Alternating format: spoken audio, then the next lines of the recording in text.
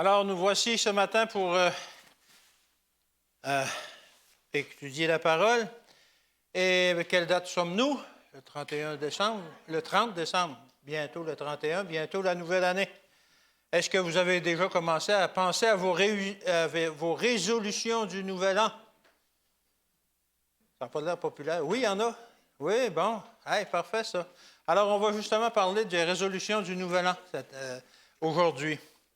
Est-ce que vous avez pris des résolutions du nouvel an cette année? La nouvelle année qui commence. Alors, c'est une pratique populaire, ça, lorsque commence une nouvelle année, de prendre justement des résolutions pour changer des choses. On fait le bilan de l'année qu'on vient de passer et on regarde, parfois, il y a des choses qui ne nous plaisent pas dans notre vie et qu'on aimerait changer. Et on se dit, hey, c'est le bon moment, justement, de prendre une nouvelle résolution, de prendre de nouvelles résolutions. Parfois, on en a plusieurs parce qu'on a plusieurs choses à changer dans notre vie et que c'est le moment de les mettre en place, justement parce qu'on veut un renouveau dans notre vie. Selon un sondage, les résolutions les plus populaires, c'est « je veux faire plus d'exercice ». Alors, je pense qu'aujourd'hui, effectivement, c'est quelque chose qui manque à tout le monde de faire plus d'exercice. Je veux perdre du poids. Je veux cesser de fumer. Je veux manger mieux. Mais selon ce sondage qui a été réalisé en 2018, la résolution la plus populaire, c'est tout simplement « je veux devenir une meilleure personne ». Autrement dit, je veux corriger des défauts de caractère que j'ai, je veux devenir une meilleure personne pour que les gens puissent m'apprécier plus ou que je sois un meilleur témoignage autour de moi. Alors, c'est bien de prendre des résolutions du Nouvel An, mais le problème, c'est que ces résolutions ne deviennent jamais des révolutions dans notre vie. Les résolutions ne deviennent jamais des révolutions parce que généralement, rendu au 15 janvier, c'est déjà tout oublié, ça. Et on a continué, on a repris le même rythme de vie que de l'année dernière et puis on n'a rien changé. Alors Jésus avait compris cela, lui. Et c'est pourquoi il nous donne une solution à ce problème. Et on va avoir du succès si on applique sa solution. Et ça pourrait faire un changement énorme dans notre vie. Si nous voulons un changement dans notre vie, Jésus nous enseigne comment y arriver. Comment puis-je arriver à transformer ma vie, ou plutôt, comment ma vie peut-elle être transformée par Dieu? Parce que le pouvoir de transformer ma vie, il est très limité. Je n'ai pas beaucoup de pouvoir là-dessus. C'est sûr, je peux m'acheter une nouvelle auto, je peux changer des choses matérielles dans ma vie, mais pour le spirituel, c'est très difficile. Ou encore, comment mon impatience peut-elle devenir patience? Comment mon commérage peut-il devenir des paroles d'empathie pour les autres? Comment mon égoïsme peut-il se transformer en amour et en service pour autrui? Comment puis-je devenir la personne que je désire vraiment être? Celle que j'aspire à devenir, mais que je n'arrive pas à ressembler. Matthieu 9, versets 9 à 11. Matthieu 9, versets 9 à 11. Alors, c'est Jésus, c'est une histoire que Jésus a vécue. De là, étant allé plus loin, Jésus vit un homme assis au milieu des péailleurs et qui s'appelait Matthieu. Il lui dit, « Suis-moi ». Alors cet homme se leva et le suivit. Comme Jésus était à table dans la maison, voici, beaucoup de publicains et de gens de mauvaise vie vinrent se mettre à table avec lui et avec ses disciples. Les pharisiens virent cela et ils dirent à ses disciples, « Pourquoi votre maître mange-t-il avec les publicains et les gens de mauvaise vie? » Alors, on voit que pour les pharisiens, les gens qui percevaient les taxes pour Rome à ce moment-là, dont Matthieu était très mal vus pour eux autres. Ils étaient considérés comme des traîtres au service de l'ennemi parce qu'ils prenaient beaucoup d'argent pour Rome.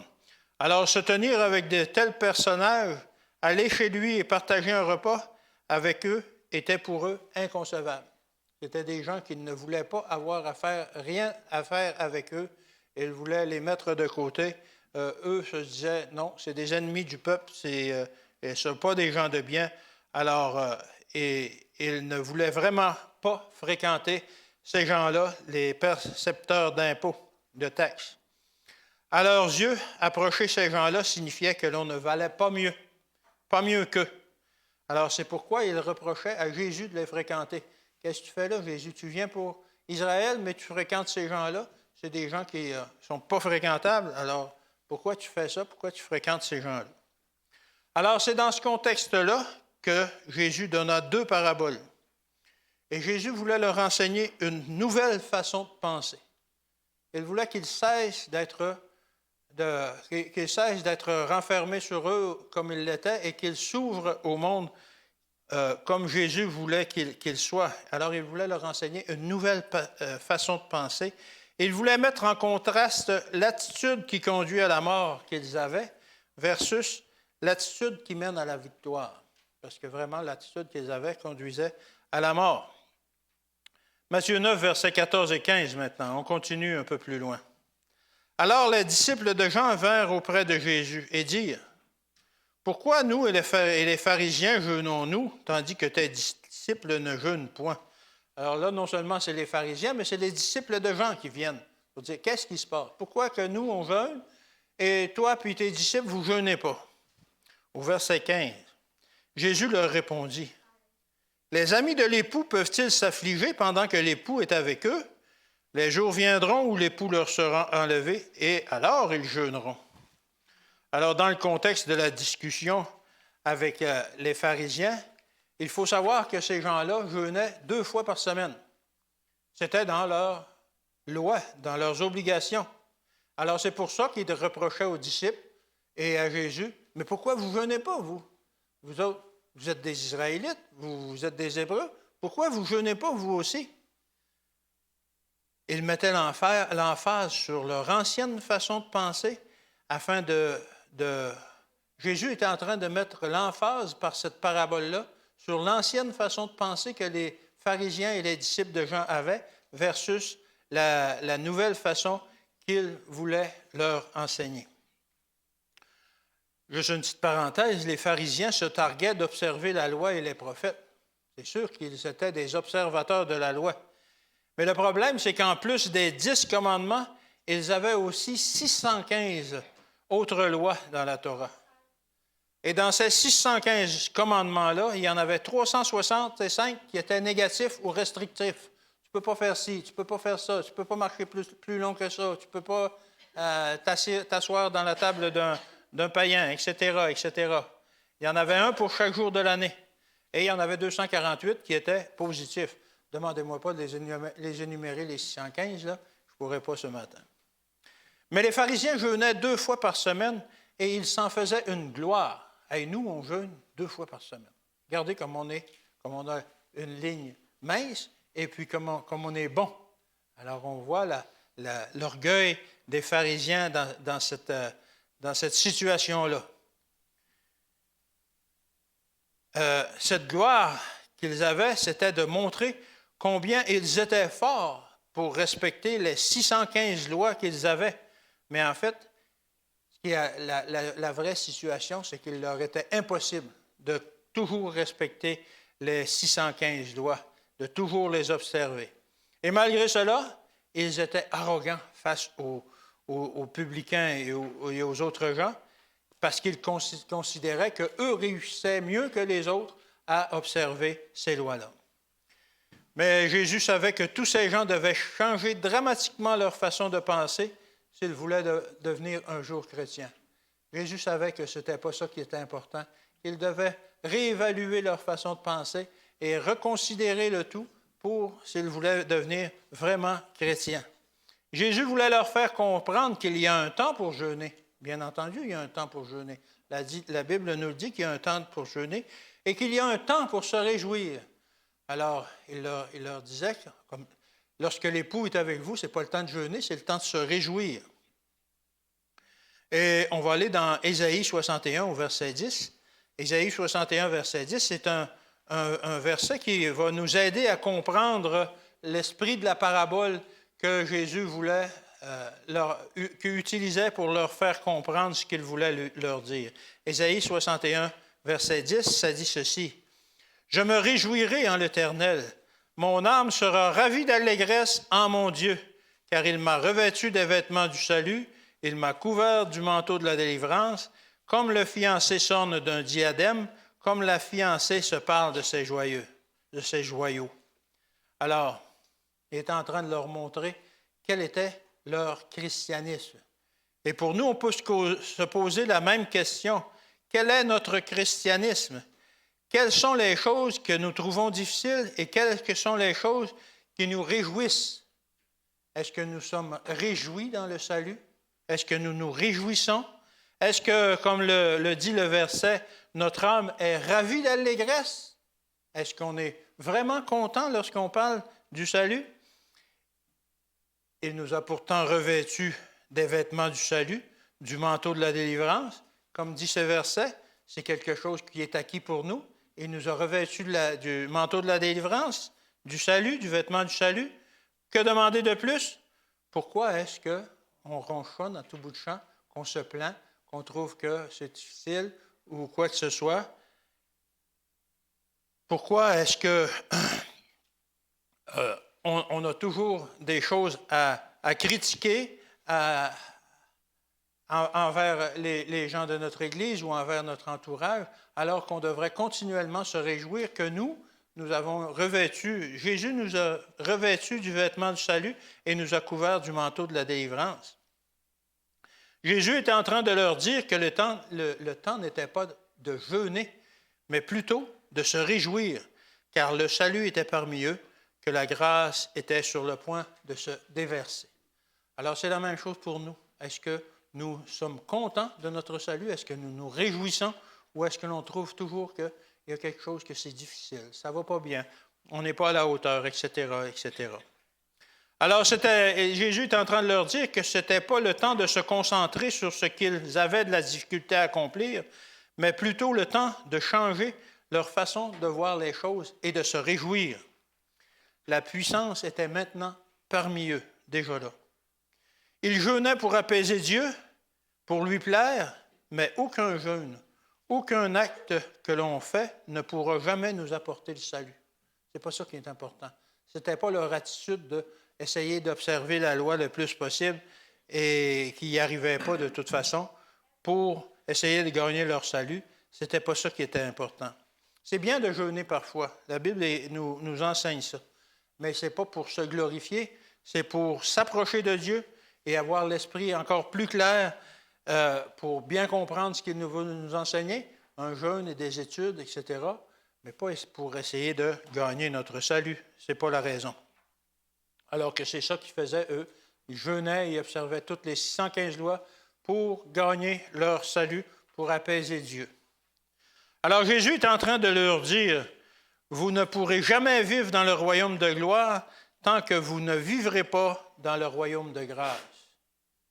Vous ne pourrez jamais vivre dans le royaume de gloire au ciel tant que vous ne vivrez pas dans le royaume de grâce qui est déjà sur la terre.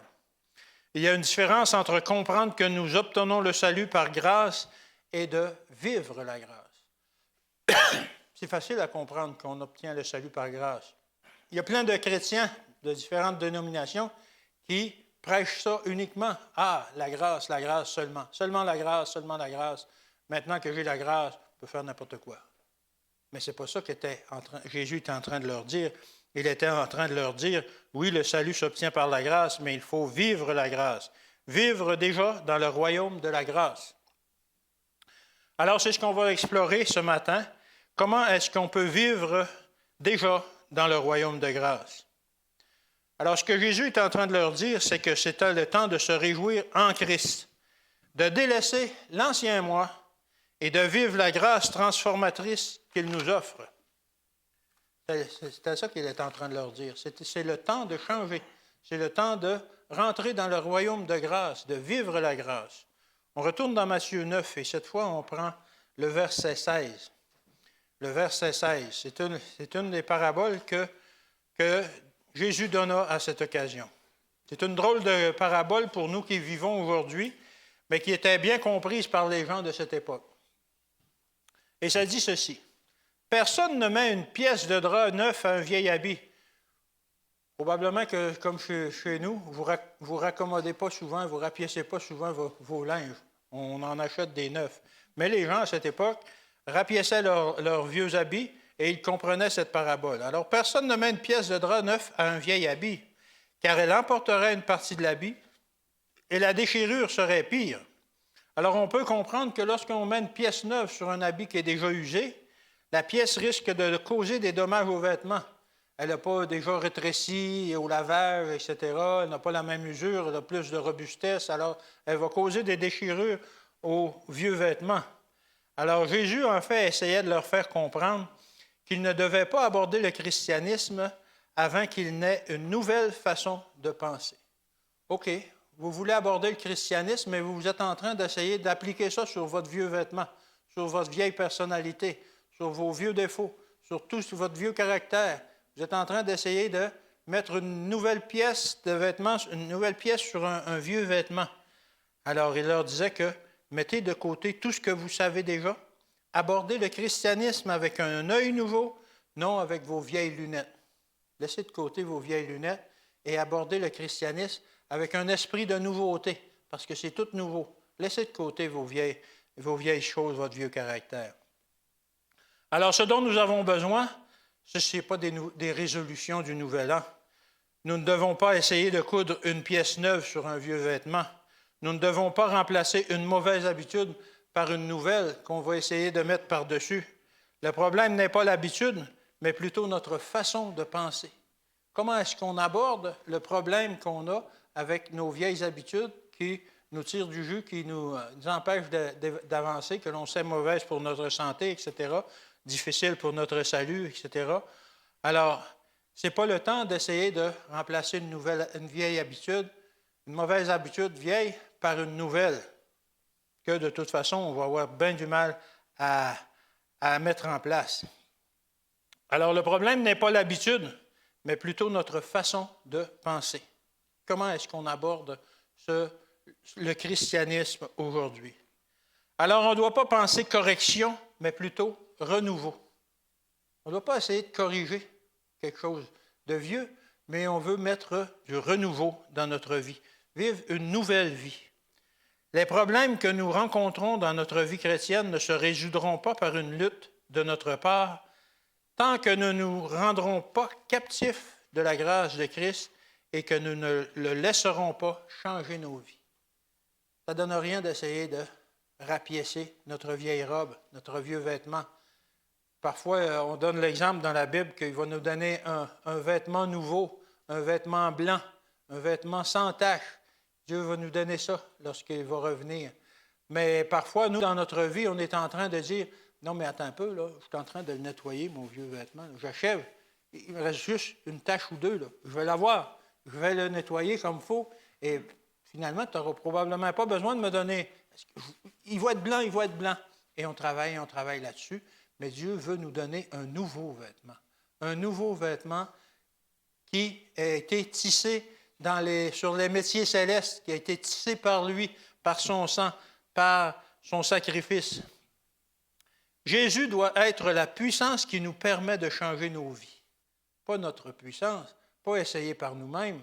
Jésus doit être la puissance qui doit changer nos vies. C'est lui qui nous donne la force d'obéir et il faut changer notre façon d'aborder le problème. Il faut arrêter d'essayer de coudre une patch sur notre vieux caractère. Je vais vous donner un exemple. Lorsque j'ai fait des études bibliques, il y a déjà de ça, je pense, 35 ans,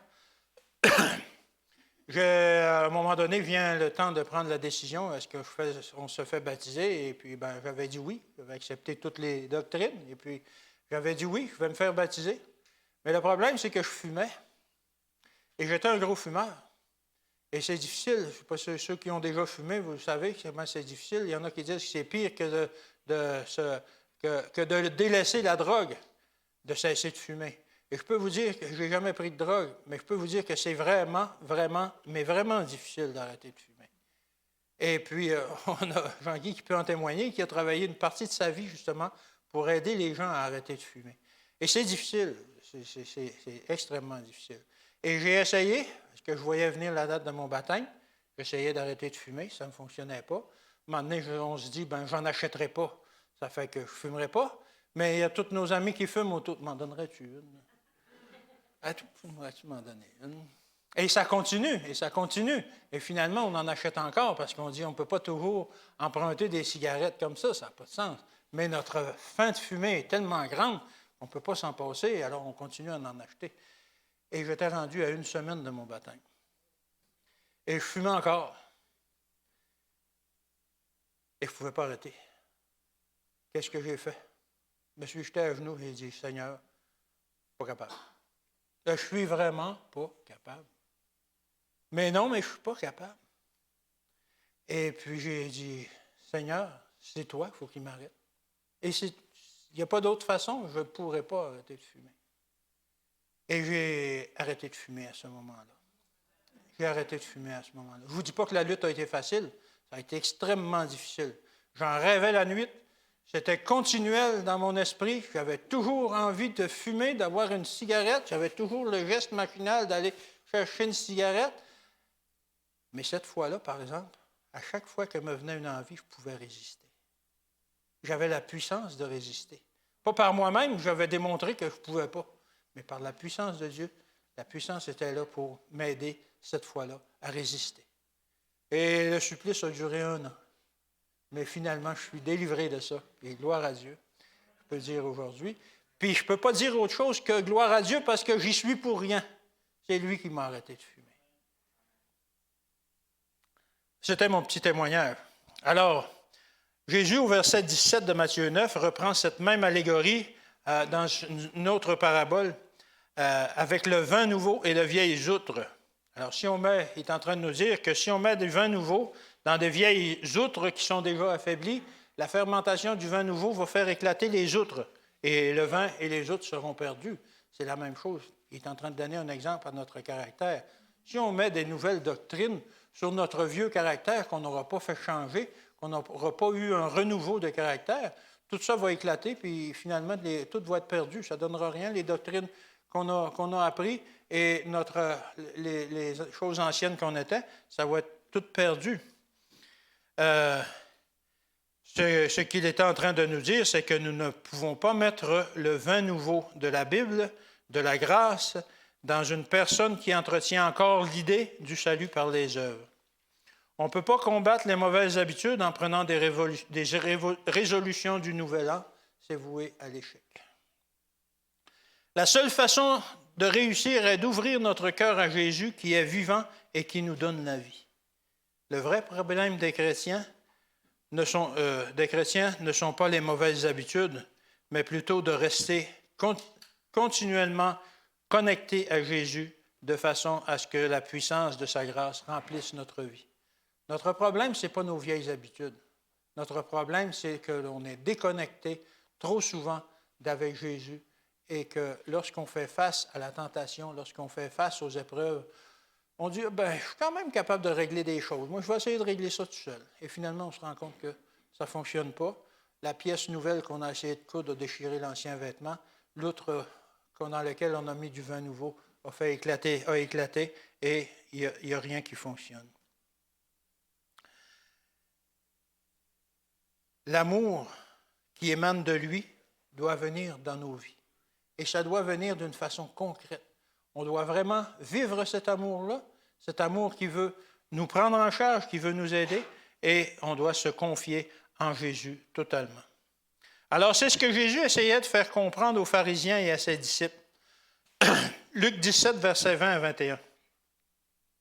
Luc 17, versets 20 à 21. Les pharisiens demandèrent à Jésus, « Quand viendrait le royaume de Dieu? » Il leur répondit, « Le royaume de Dieu ne vient pas de manière à frapper le regard. Il ne viendra pas d'une manière incroyable. Pourtant, c'est ce qu'on a appris, c'est ce qu'on apprend dans l'Apocalypse, ça va être quelque chose de grandiose. » Jésus est en train de leur dire une nouvelle vérité. Il leur répondit, « Le royaume de Dieu ne vient pas de manière à frapper les regards. On ne dira point, « Ah, il est ici, ah, ou il est là. » Car voici, le royaume de Dieu est déjà au milieu de vous. Alors, le royaume de Dieu est déjà au milieu de nous. On s'interroge parfois, est-ce que Jésus va bientôt revenir? Est-ce qu'on ne devrait plutôt pas dire Jésus est déjà au milieu de nous? Qu'est-ce qu'il voulait dire par ces paroles? Jésus voulait enseigner que dès à présent, le royaume de Dieu est au milieu de nous parce que l'Esprit est déjà au milieu de nous pour travailler dans nos vies, pour nous faire changer de vie, pour nous amener un renouveau de vie. Il voulait dire que dès à présent, par l'Esprit, nous pouvons vivre dans nos vies que de nouvelles expériences, qu'on peut obtenir des victoires, que par son Esprit, le royaume de grâce peut déjà vivre en nous, ou que nous pouvons déjà, par l'Esprit, vivre dans le royaume de grâce. C'est-à-dire d'avoir des victoires, d'avoir des vraies victoires, d'avoir des transformations en nous. Que nous pouvons avoir un changement de vie radical par son Esprit qui vit en nous. Que nous pouvons déjà vivre le royaume de grâce qui nous prépare à vivre dans le royaume de gloire. C'est important de vivre déjà dans le royaume de grâce parce que lorsque va venir le royaume de gloire, on va être déjà formé, transformé pour ça. Jésus veut nous transformer aujourd'hui. Il veut nous changer. Pas demain, pas l'an prochain, pas le mois de janvier, pas le mois de janvier 2024 alors qu'on va prendre de nouvelles résolutions encore une fois. Il ne veut pas que nous continuions dans nos mauvaises habitudes, mais il veut nous changer dès maintenant. Il veut que maintenant, nous vivions son amour, que nous n'ayons plus d'amour pour ce qui nous fait du mal et ce qui nous détruit. Alors, trop souvent, on a de l'amour pour ce qui nous fait du mal. On a de l'amour pour le péché. Alors, Dieu veut nous enlever ça dans nous. Dieu veut mettre en nous une nouvelle puissance, sa puissance, pour que l'on puisse vivre maintenant avec sa puissance et non par notre propre puissance. Quelqu'un s'adressait un jour à un pasteur et il lui a dit, il a été très, très direct avec lui, il dit, « Pasteur, je déteste votre religion, car dans cette religion, on ne peut pas rien faire. On ne peut pas fumer, on ne peut plus boire, on ne peut plus jouer aux cartes, on ne peut plus manger n'importe quoi de ce que l'on veut. Je me sens brimé, je me sens contrôlé et je déteste votre religion. » Le pasteur de lui répondre, « Mais d'où tu prends ça? Moi, dans ma religion, on peut fumer autant qu'on veut, on peut boire autant qu'on veut, on peut manger n'importe quoi. La seule différence, c'est que Jésus ayant travaillé en moi et m'ayant transformé, je n'ai plus le goût de le faire. » Et c'est ça qu'il faut faire. Ce n'est pas en travaillant en nous-mêmes sur ces habitudes-là, puis ces choses-là que l'on apprécie, c'est en laissant Jésus travailler en nous pour qu'on puisse avoir ces victoires-là, qu'on n'ait plus le goût de le faire. Aujourd'hui, je n'ai plus le goût de fumer, je n'ai plus le goût de prendre la boisson, etc. Il m'en reste encore des choses à transformer, mais Dieu travaille encore dans mon cœur. Et maintenant, je n'ai plus le goût de faire tout cela. Je ne désire plus ces choses-là. Ce n'est plus quelque chose que je veux. On peut penser que lorsqu'on commence à fumer quand on est jeune, c'est pour montrer qu'on est un homme, un vrai. Mais qu'est-ce que j'ai à prouver maintenant? Maintenant, ce que j'ai à prouver, c'est que je suis un chrétien, un vrai, par la puissance de Jésus, et non par la cigarette que je tiens dans ma main. Quand le Dieu vivant entre dans nos vies, il nous change. Des grands changements surviennent en nous qui viennent de Christ, qui est mort pour nous. Ces changements remplissent nos cœurs et nous font d'ores et déjà connaître le royaume de Dieu. Le royaume de Dieu est déjà parmi nous. Il y a maintenant une nouvelle puissance en nous. Et cette puissance, c'est la volonté de faire la volonté de Dieu. Et cette puissance transformatrice nous vient de Jésus, de son sacrifice. Parfois, nous disons, « Ah, je n'ai pas assez de volonté, je ne réussis pas à arrêter telle et telle chose, arrêter de fumer ou quoi que ce soit. » Mais ce que nous avons besoin en réalité, c'est la puissance transformatrice de Dieu en nous. De la laisser mettre en nous le vouloir et le faire, selon son bon plaisir. Si on résiste à Dieu, il ne pourra pas mettre en nous le vouloir et le faire. Alors, il met en nous le vouloir. Lorsque je m'approchais de mon baptême, j'avais le vouloir d'arrêter de fumer, mais je n'avais pas le faire jusqu'au moment où j'ai dit, Seigneur, mets en moi le faire. Et il l'a fait. Lorsque notre volonté de faire la volonté de Dieu est accouplée avec la puissance de Dieu, cette puissance transformatrice rejaillit dans nos vies. Alors, c'est un renouveau dans nos vies. Ce n'est pas une pièce sur un vieux vêtement, c'est du nouveau, tout du nouveau. C'est du renouveau. Alors, la tâche que doit effectuer notre volonté, c'est d'admettre que seuls nous ne pouvons rien faire contre le péché dans nos vies. Et ensuite, notre volonté encore doit vouloir accepter de nous unir avec la puissance transformatrice de Dieu. Si on fait cela, la puissance de Dieu jaillira dans nos vies et de grandes transformations ainsi que de grandes victoires rejailliront de nos vies. C'est ce qu'on veut, des victoires. C'est ce qu'on veut, des victoires, mais ça prend des victoires en Jésus seulement. C'est celles-là qui sont valables, c'est celles-là qui sont efficaces. Mais comment ces changements-là arriveront-ils? Ézéchiel 36, versets 25 à 27. Ézéchiel 36, 25 à 27. « Je répandrai sur vous une eau pure, et vous serez purifiés. Je vous purifierai de toutes vos souillures et de toutes vos idoles. Je vous donnerai un cœur nouveau, et je mettrai en vous un esprit nouveau. J'ôterai de votre corps le cœur de pierre, et je vous donnerai un cœur de chair. Je mettrai mon esprit en vous, et je ferai en sorte que vous suiviez mes ordonnances et que vous observiez et que vous pratiquiez mes lois. » Alors, on parle beaucoup de nouveau dans ces versets-là. Un cœur nouveau, un esprit nouveau.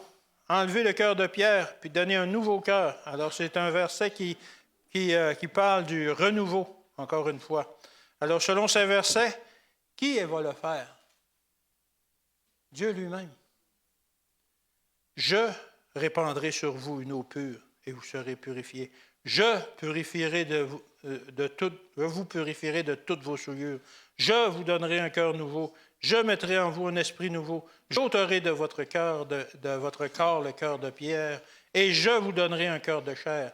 Je mettrai mon esprit en vous, et je ferai en sorte que vous suiviez mes ordonnances et que vous observiez et pratiquiez mes lois. Quelle place qu'il nous reste là-dedans? Il ne nous reste aucune place.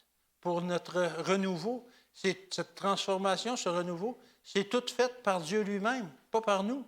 Et quel est notre rôle là-dedans? C'est de le laisser travailler en nous. Quand on veut faire du nouveau dans notre maison, on va engager un menuisier, puis on va lui dire « OK, fais-le ». Alors on accepte qu'il le fasse. C'est la même chose pour notre vie. On veut que Dieu fasse des transformations dans notre vie, mais il faut lui donner le mandat de le faire et d'accepter qu'il le fasse. Parfois, il faut un peu de dégâts en faisant les rénovations. Parfois, Dieu aussi va faire un peu de dégâts en faisant les rénovations de notre caractère. Mais il faut accepter ça. Alors, selon ces versets, qui nous purifiera de toutes nos souillures, de nos idoles? Jésus. Qui nous donnera un cœur et un esprit nouveau? Jésus, encore une fois. Qui est-ce qui va faire qu'on observe ses ordonnances et ses lois? C'est Jésus. Un jour, quelqu'un m'a dit, vous autres les adventistes, vous êtes forts sur les lois, hein? Mais il dit, es-tu capable de me les réciter par cœur sans te tromper? Bien, j'ai dit non. Mais j'ai dit, par contre, une chose est sûre, par exemple, Dieu les a écrits dans mon cœur. Et maintenant, les lois, je les vis. Et ça ne donne rien de savoir les réciter au complet. Il faut les vivre. Il faut les vivre dans notre cœur nouveau, dans notre esprit nouveau. Alors, qui fera en sorte que nous observions ces ordonnances et ces lois? C'est Jésus. Quel est donc le travail que nous avons à faire? Accepter de le laisser travailler en nous. Lorsque Jésus entre dans nos cœurs, il effectue un travail que nous ne pouvons pas accomplir nous-mêmes. Dieu travaille en nous, Jésus, par son esprit. Et on retrouve la même promesse dans le Nouveau Testament. Alors ça, on était dans l'Ancien Testament, mais dans le Nouveau Testament, dans Hébreux 10, verset 16. Hébreux 10, verset 16. Ça dit ceci, « Voici l'alliance que je ferai avec eux. Après ces jours-là, dit le Seigneur, je mettrai mes lois dans leur cœur et je les écrirai dans leurs esprits. » Alors, après ces jours-là, c'est quoi, dit le Seigneur? Après ces jours-là, ça représente quoi? Après le moment où on va le laisser travailler en nous, qu'est-ce qu'il nous dit? Je mettrai mes lois dans leur cœur et je les écrirai dans leur esprit. La promesse ici n'est pas en rapport avec nos résolutions du Nouvel An, ni avec la force ou la volonté que nous avons, mais plutôt d'une soumission pleine et entière de notre part en Jésus, afin de le laisser accomplir ces choses en nous. Qu'est-ce que ça veut dire, mettre ces lois dans notre cœur? Ça veut dire que maintenant, nous avons un ardent désir de cesser de pécher et que nous voulons faire sa volonté. Et à ce moment, obéir devient un délice et son amour pour nous devient notre motivation. Dieu nous dit en cette nouvelle année, « Venez à moi et laissez-moi écrire ma loi dans vos cœurs. Laissez-moi faire de vous des hommes et des femmes nouveaux.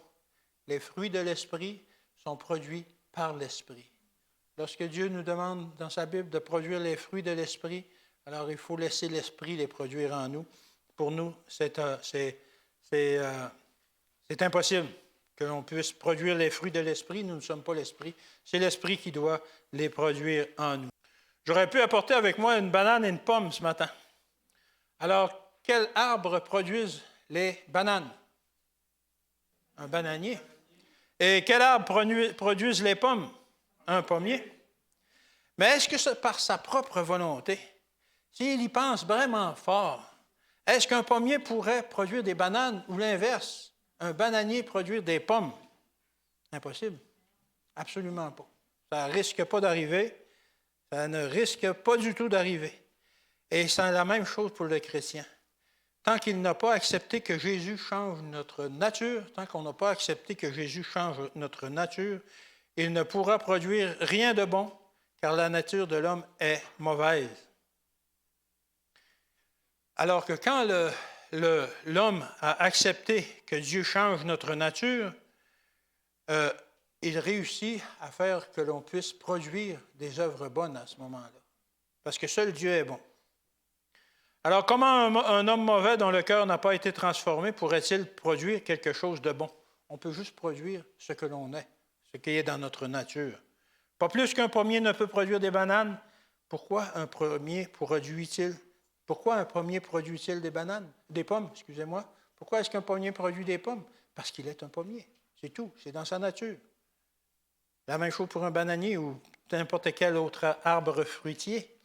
Alors, pourquoi un chrétien produit-il de bonnes actions?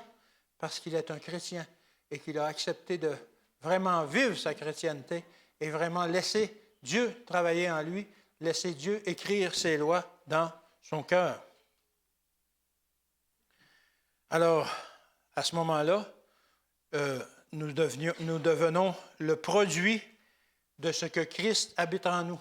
Le produit, ce que Christ peut faire en nous, c'est ce que nous devenons. Mais comment est-ce que ça peut arriver dans nos vies? Éphésiens 2, verset 1. Éphésiens 2, verset 1. Vous étiez morts par vos offenses et par vos péchés, dans lesquels vous marchiez autrefois, selon le train de ce monde, selon le prince de la puissance de l'air, de l'esprit qui agit maintenant dans le fils de rébellion. Nous tous aussi, nous étions de leur nombre, et nous vivions autrefois selon la convoitire de notre chair, accomplissant les volontés de la chair et de nos pensées, et nous étions par nature des enfants de la colère comme les autres. Alors voilà la situation exacte que nous nous trouvons ou que nous nous trouvions avant le changement dans notre vie. Nous étions déjà morts, condamnés, parce que nous appartenions au prince de la puissance de l'air. Alors Jérémie va dans le même sens, il l'explique autrement. Jérémie 17 au verset 9. Jérémie 17, verset 9, ça dit ceci. « Le cœur est tortueux par-dessus tout, il est méchant, qui peut le connaître? » Alors ça, c'est la nature de l'homme. La nature de l'homme, c'est ça.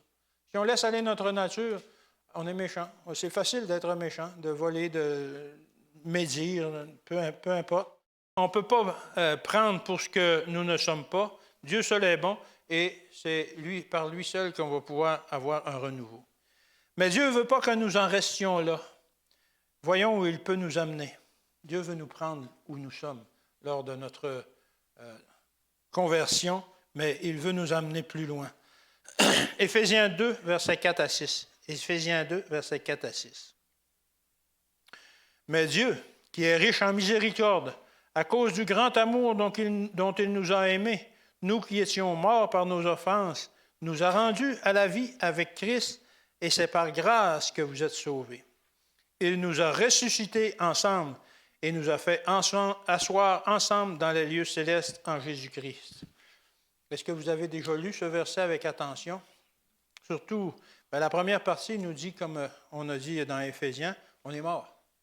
On est mort. On est condamné. On est déjà mort parce que la condamnation est déjà là. On est déjà mort. Mais qu'est-ce qu'il dit dans Éphésiens? Il nous a rendus à la vie avec Christ. C'est par grâce que vous êtes sauvés. Et le verset 6. Le verset 6 m'impressionne. Il nous a ressuscités ensemble et nous a fait asseoir ensemble dans les lieux célestes en Jésus-Christ. Alors, on est déjà tous assis dans les lieux célestes en Jésus-Christ. La victoire est déjà là. Le paradis existe déjà. Le paradis est déjà là. Ce n'est pas parce qu'on est beau ou parce qu'on est fin, qu'on est gentil, que Dieu veut opérer une transformation en nous. Non, c'est parce qu'il est riche en miséricorde à cause du grand amour dont il nous a aimés. Alors, le salut est là pour nous autres, pour nous, aujourd'hui, il est disponible. Et la transformation, le renouveau dans nos vies est disponible aussi aujourd'hui. Alors, c'est par grâce que nous sommes sauvés. La grâce nous délivre de la culpabilité du péché et nous délivre aussi de l'emprise et du pouvoir du péché. La grâce peut faire ça dans notre vie, nous délivrer du péché et nous délivrer de l'emprise du péché. Et il veut nous faire asseoir dès maintenant dans les lieux célestes avec Jésus-Christ, en Jésus-Christ, par Jésus-Christ. Au verset 7 maintenant, on continue à lire, verset 7. Afin de montrer dans les siècles à venir l'infinie richesse de sa grâce par sa bonté envers nous en Jésus-Christ. Alors nous serons alors un témoignage auprès de ceux qui nous entourent et des autres mondes, peu importe où ils sont, les anges, etc., et pour l'éternité, on va être un témoignage de la bonté de Jésus envers nous, de la puissance transformatrice et de sa bonté.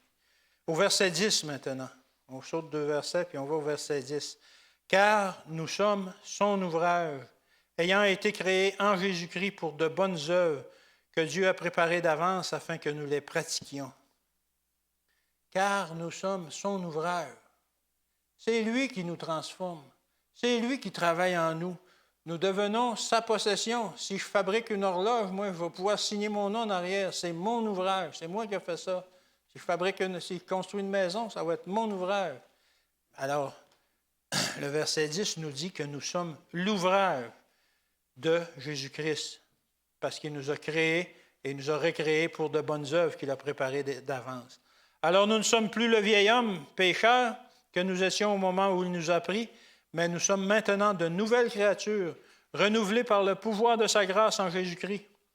Lorsque nous acceptons la grâce, nous nous réjouissons dans cette grâce et nous acceptons que par sa grâce, Jésus puisse travailler en nous pour nous changer. Alors, c'est ça le processus. Il faut s'effacer et il faut laisser Dieu travailler en nous par sa grâce. Nous sommes son ouvrage, nous sommes son œuvre.